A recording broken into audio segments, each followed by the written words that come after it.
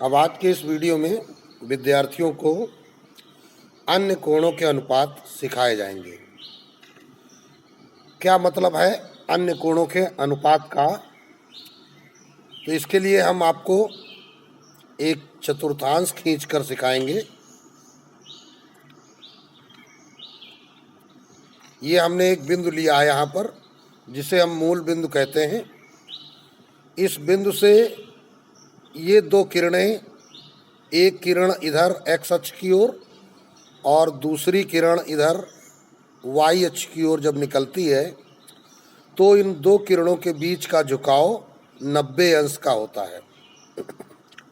जैसा कि कोणों के बारे में तुम्हें बताया गया है कि यदि दोनों किरणें इसी रेखा पर हों एक्स अक्ष पर, तो उनके बीच 0 अंश का कोण होता है। यदि एक किरण इस दिशा में और दूसरी किरण इस दिशा में हो तो इनके बीच 90 अंश का कोण होता है। इसका मतलब ये जो हिस्सा है, ये हिस्सा 0 अंश से लेकर 90 अंश के मध्य वाला हिस्सा है। और ये जो खड़ी किरण दिखाई पड़ रही है, ये 90 अंश को प्रकट करती है। तो इसका मतलब ये जो हिस्सा है, ये हिस्सा 90 अंश से 180 अंश के बीच का है। इसी प्रकार ये हिस्सा 180 अंश से 270 अंश के बीच का है और ये हिस्सा 270 अंश से 360 अंश के बीच का है। तो इस प्रकार अभी विद्यार्थियों ने देखा कि इस बिंदु पर चारों दिशाओं में जब ये किरणें खींची गई, निर्देशांक ज्यामिति के हिसाब से इसे एक्स अक्ष, इसे वाई अक्ष, इसे एक्स डैश और इसे वाई डैश बोला जाता है। हम इसे प्रथम चतुर्थांश, इसे द्वितीय चतुर्थांश, इसे तृतीय चतुर्थांश और इसे चतुर्थ चतुर्थांश बोलते हैं। अब इसका उपयोग हम त्रिकोणमिति में करने जा रहे हैं। तो त्रिकोणमिति में चूँकि यहाँ कोणों के आधार पर गणनाएं की जाती हैं, तो कोणों के आधार पर जब हमने चतुर्थांश को देखा तो हमने पाया कि पहले चतुर्थांश में 0 से 90 अंश, दूसरे चतुर्थांश में 90 से 180 अंश और तीसरे चतुर्थांश में 180 से 270 अंश और चौथे चतुर्थांश में 270 से 360 अंश के कोण पाए गए। अब प्रश्न उठता है कि हमने 0 अंश से लेकर 90 अंश के बीच वाले विभिन्न त्रिकोणमितीय अनुपातों के मान तो सीख लिए हैं। कैसे सीखे हैं? आपने इससे पहले 0 अंश, 30 अंश, 45 अंश, 60 अंश और 90 अंश की एक टेबल सीखी है। उस टेबल में आपने किन नामों का अनुपात निकाला है? त्रिकोणमितीय नाम साइन, कॉस, टेन, कॉट, सेक और कोसेक। इन सब के जो है इन कोणों के मान ज्ञात करना पीछे आप सीख चुके हैं। अब यहाँ पर हम विद्यार्थियों को सिखाएंगे, यदि इन्हीं साइन, कॉस, टेन, कॉट, सेक, कोसेक के मान 90 180 के बीच मिल जाए, 180 270 के बीच में मिल जाए या 270 से 360 के मध्य मिल जाए, अर्थात अदर देन 90 से बड़े मान मिल जाएं, या फिर ये कोण ऋणात्मक हो जाएं। कहीं कह दिया -30 अंश का मान निकालो, -45 अंश का मान निकालो। तो होता क्या है, पहले तो ये समझते हैं कि अभी हमने बात की थी कि जब दोनों किरणें एक ही दिशा की ओर एक के ऊपर एक गमन करती हैं तो वहाँ 0 अंश का कोण होता है। और फिर उनमें से एक किरण क्या करती है, ऊंचाई की ओर बढ़ने लगती है, अर्थात कोण इस दिशा में बनने लगता है। जो कोण बनता है वो अब देखिए आके 90 अंश हो गया, फिर 90 से बड़ा 120, 150, फिर 180 अंश हो गया, फिर इधर आ गए 200 या 210, फिर 240, 270, फिर ऐसे बढ़ा, बढ़ते बढ़ते फिर यहाँ जब 0 पर आ गया तो यह कोण 360 अंश का बन जाता है। इस प्रकार जो कोण बनने की प्रक्रिया होती है वो एंटी क्लॉकवाइज होती है, अर्थात आपकी घड़ी की सुई चलती है इधर दिशा में और कोण बनता है उल्टा दिशा में। घड़ी की दिशा से उल्टी दिशा में कोण का निर्माण होता है, कोण बढ़ता चला जाता है। किंतु यदि कोई कोण अगर यहाँ से स्टार्ट होकर के इस दिशा की ओर अग्रसर हो तो यह कोण ऋणात्मक कोण होता है। अर्थात पहले चतुर्थांश की ओर न बढ़ करके वो जीरो से बढ़े किधर, चौथे चतुर्थांश की ओर उल्टी दिशा में चलने लगे, घड़ी की दिशा में चलने लगे, तब यह ऋणात्मक कोण कहलाता है। जैसे -30 अंश का कोण अगर बनाने को कहा जाए, हमसे कहा जाए पहले +30 अंश का कोण बनाओ, तो ये +30 अंश का कोण बन गया, ये कोण 30 अंश का बन गया। अभी कहा गया -30 अंश का बनाओ, तो ये नीचे की ओर -30 अंश का कोण बनेगा। पहली किरण x अक्ष के अनुगत ही रहेगी, दूसरी किरण अगर प्लस है तो ऊपर की ओर, माइनस है तो नीचे की ओर बनेगी। अब यहाँ पर कुछ और विशेष बातें ध्यान रखनी होती हैं इस सिस्टम में, जो सिस्टम हम तुमको सिखाने जा रहे हैं, जहाँ से आप किसी भी कोण का मान ज्ञात कर सकते हैं, चाहे वो 90 से 180 के बीच में हो, चाहे वो 180 से 270 के बीच में हो, चाहे वो 270 से 360 के मध्य हो, और चाहे वो 360 से भी बड़ा हो। सारे मानों को हम ज्ञात करने का फार्मूला इसी फिगर से विद्यार्थियों को सिखाने जा रहे हैं। तो यहाँ पर कुछ क्वेश्चंस आपको ध्यान देने हैं, उनको याद रखना है। नंबर 1, जो थीटा है वो किस चतुर्थांश में है?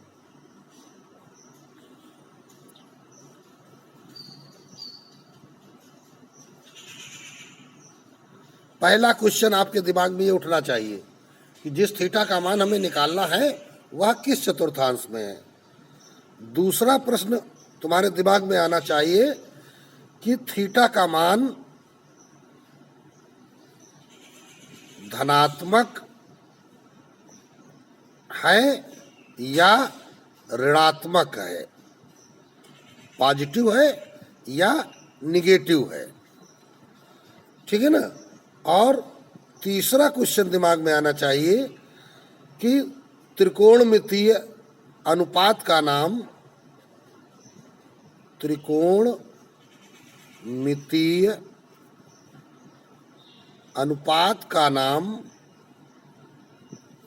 बदलेगा या नहीं। ये 3 क्वेश्चन तुम्हारे दिमाग में बिल्कुल तुरंत होने चाहिए। अगर ये 3 क्वेश्चन का प्रयोग तुमने सीख लिया तो लगभग आप ये मान के चलिए कि आप 70-80 सूत्र एक साथ तैयार कर लेते हैं।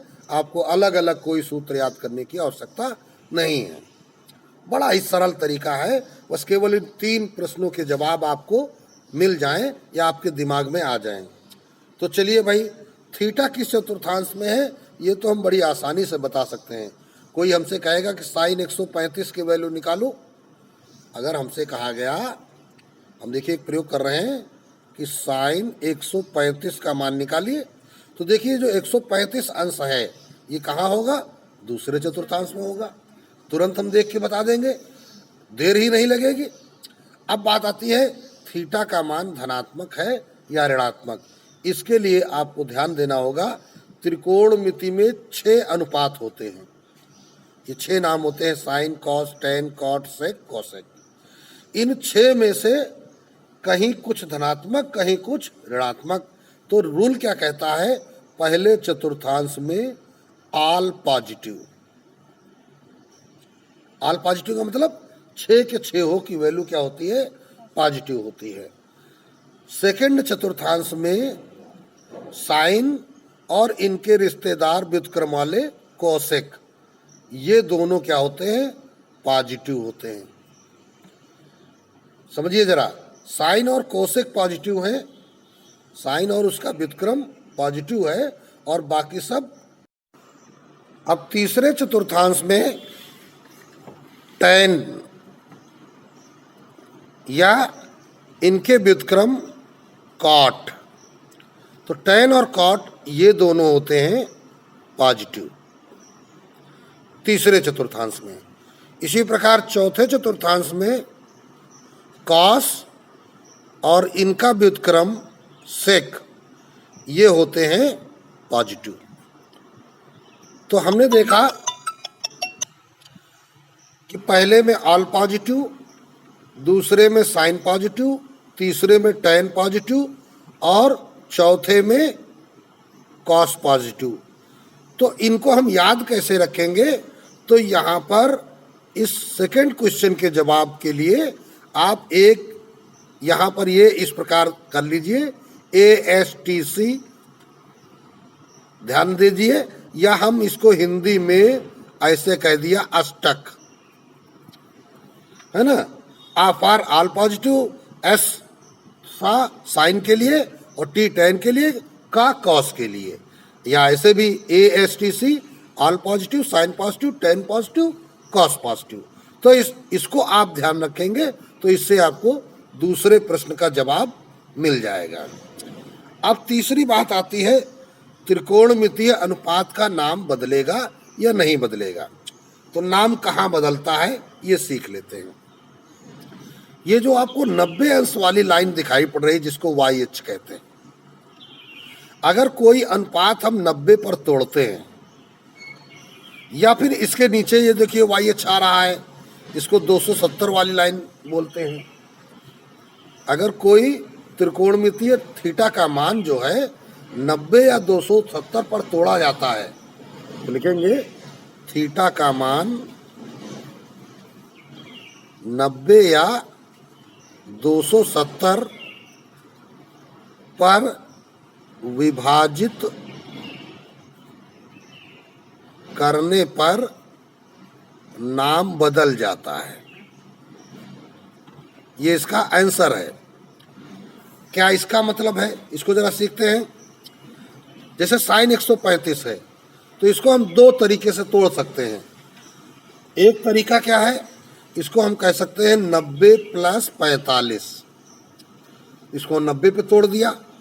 या फिर हमारे पास दूसरा तरीका है 180 - 45, इसको 180 पर तोड़ दिया।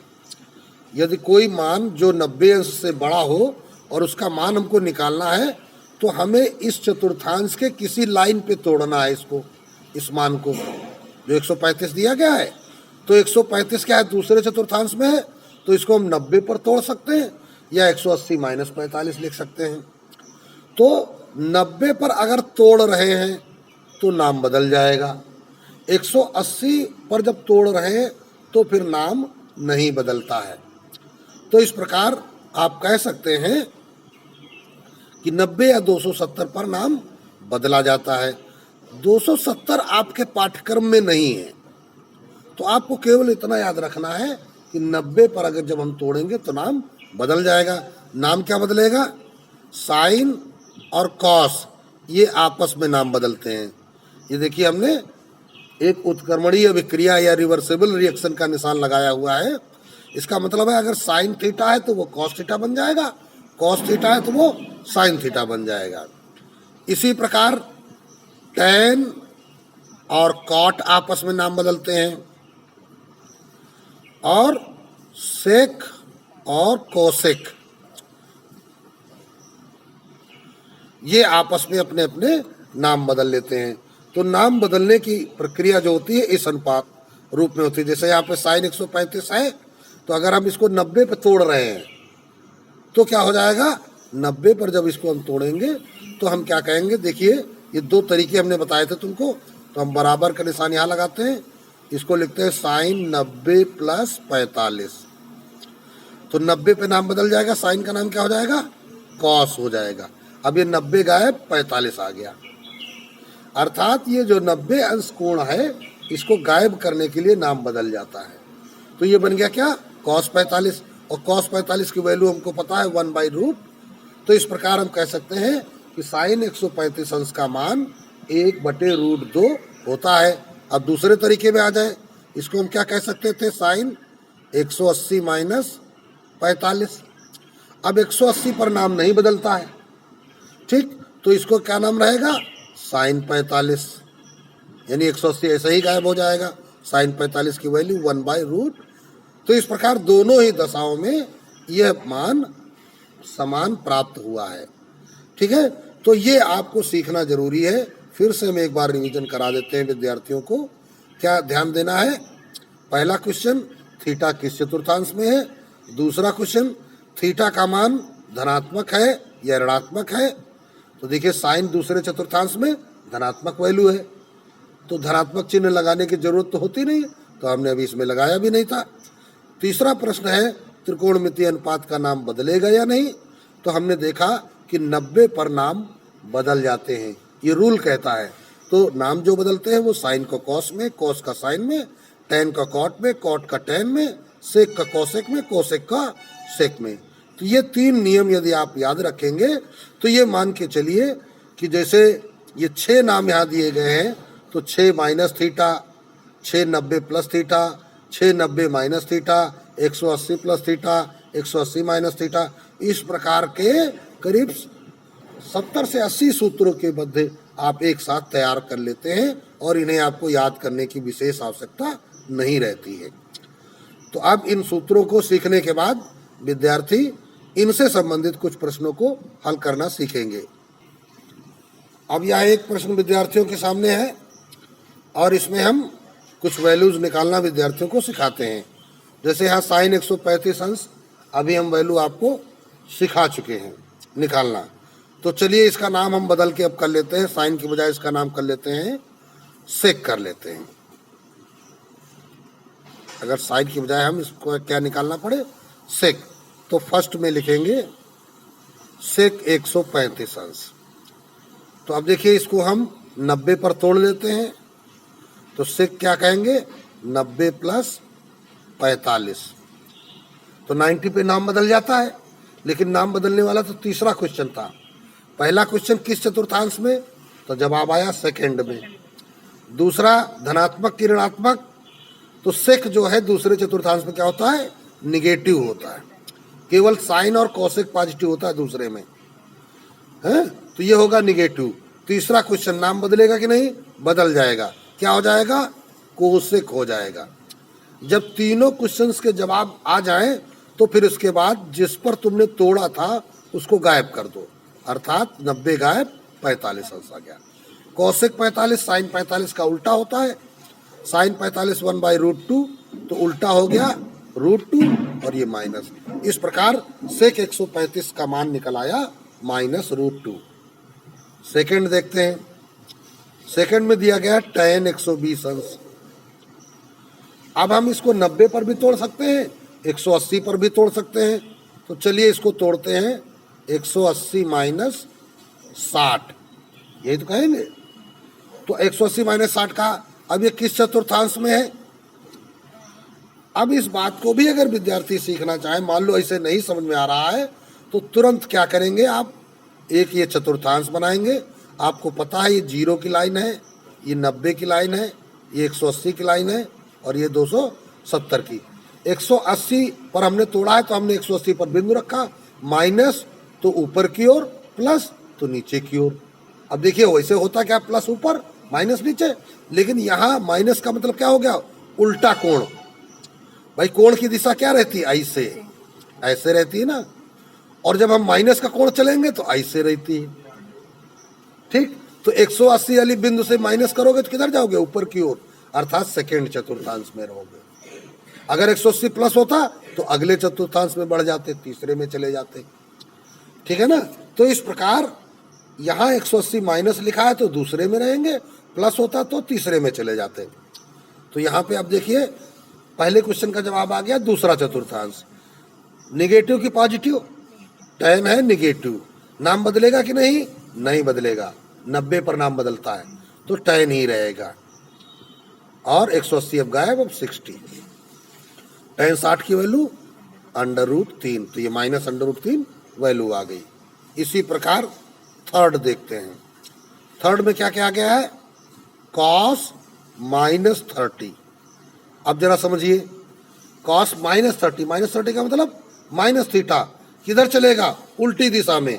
अभी हमने बनाया था फिगर 1, क्या कैसा बनाया था कि हमने जैसे ये देखिए हम यहाँ पे बना रहे हैं, ये चतुर्थांश है तो -30 कहाँ इधर बनेगा नीचे की ओर, अर्थात किस चतुर्थांश में कोण गया, चौथे में। तो ये है किस चतुर्थांश में, चौथे में। पॉजिटिव की निगेटिव, कॉस है, कॉस चौथे में पॉजिटिव होता है, तो पॉजिटिव चिन्ह लिखने की जरूरत नहीं है। तो सीधे सीधे जवाब आ गया cos 30। नाम तो बदलेगा नहीं, है ना। इस -30 को हम ये भी कह सकते हैं 0 - 30। इसका मतलब क्या है, 0 - 30। तो 0 अंश का कोण ये होता है x अक्ष पर, माइनस का मतलब नीचे उतर गए। तो अब चलिए भाई, ये cos 30 की वैल्यू क्या होती है, sin 60 के बराबर √3/2।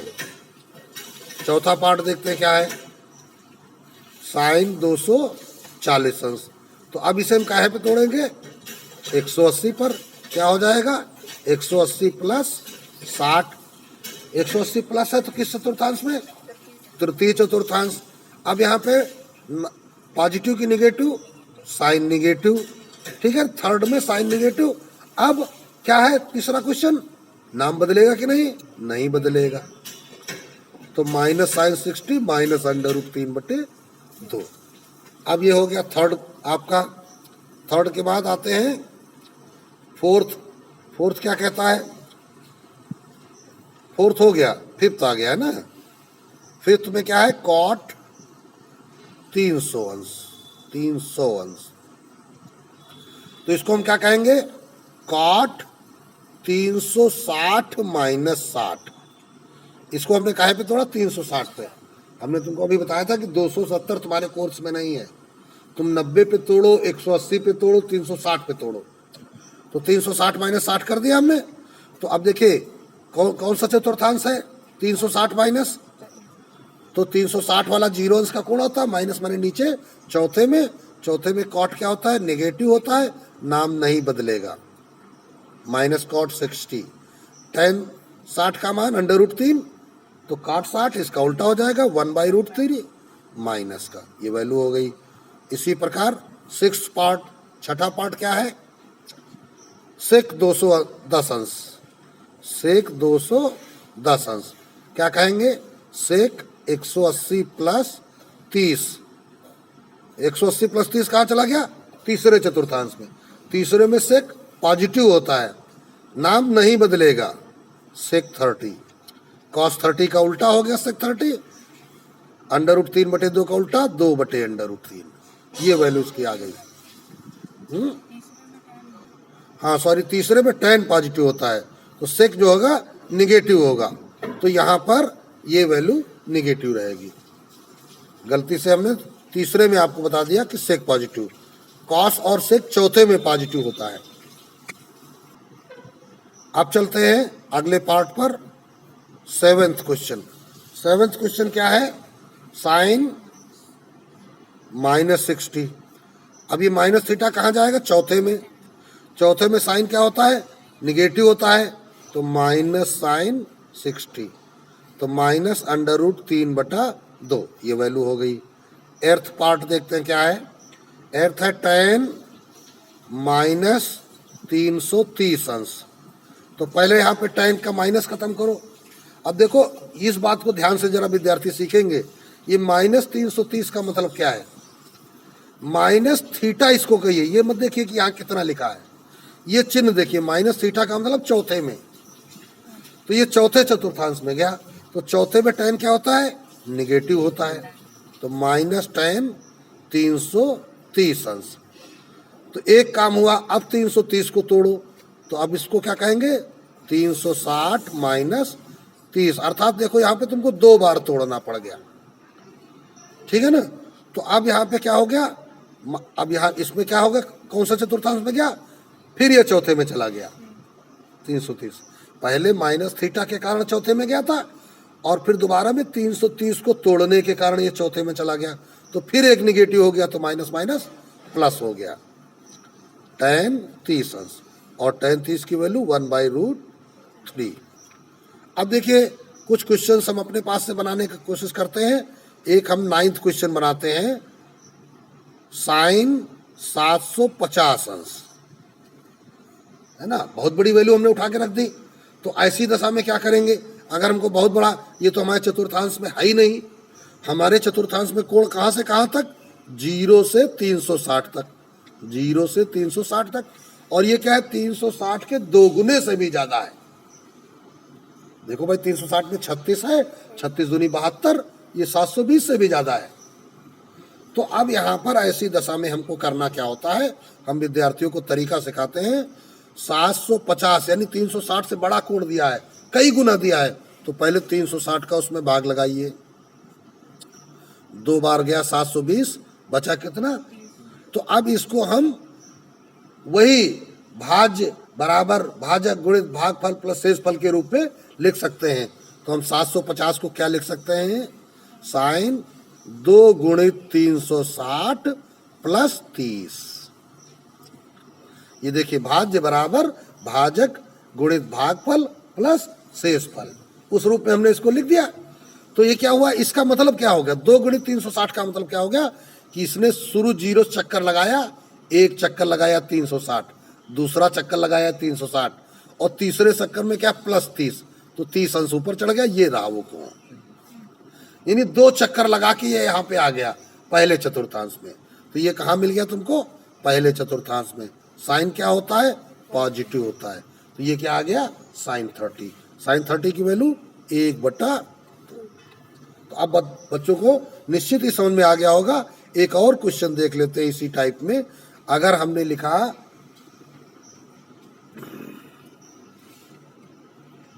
कॉस माइनस 1500 अंश, ठीक, तो सबसे पहले क्या होगा? कॉस माइनस थीटा, माइनस क्या कहता है? चौथे में चले गए, तो कॉस चौथे में क्या होता है? धनात्मक, तो ये बन गया कास 1500। दूसरी बार क्या आया? इसको हम 360 से भाग लगाएंगे, तो 1500 में लगा दीजिए 360 का भाग, 1500 में लगाया, 3 चौको 12, 3 पचे 15, 4 बार जाएगा, 4 0 0, 4 छंग 24 और 4 तेई 12, 2 1440, तो कितना बचा? 60। तो हम क्या लिखेंगे? 4 गुणित 360 प्लस 60। इसका मतलब इसने 4 चक्कर लगाए इस कोण ने 360 के, और फिर प्लस 60, तो 360 प्लस का मतलब पहले चतुर्थांश में आ गया। तो पहले चतुर्थांश में कॉस पॉजिटिव होता है, तो cos 60 हो गया। cos 60 की वैल्यू 1/2। इसका मतलब ये होता है कि 0 से लेकर 90 अंश के बीच के जो टेबल तुमने सीखी थी, उसी टेबल के मान प्लस या माइनस अवस्था में किसी भी कोण के लिए मान के रूप में प्राप्त होते हैं। चाहे वो कोण दूसरे चतुर्थांश में जाए, चाहे तीसरे में जाए, चाहे चौथे में जाए, कुल मिला के वही मान प्लस माइनस करके आपको मिलते चले जाते हैं। तो आज विद्यार्थियों ने इस वीडियो में अन्य कोणों के मान ज्ञात करना सीखा और उनके अनुपात के सूत्र सीखे।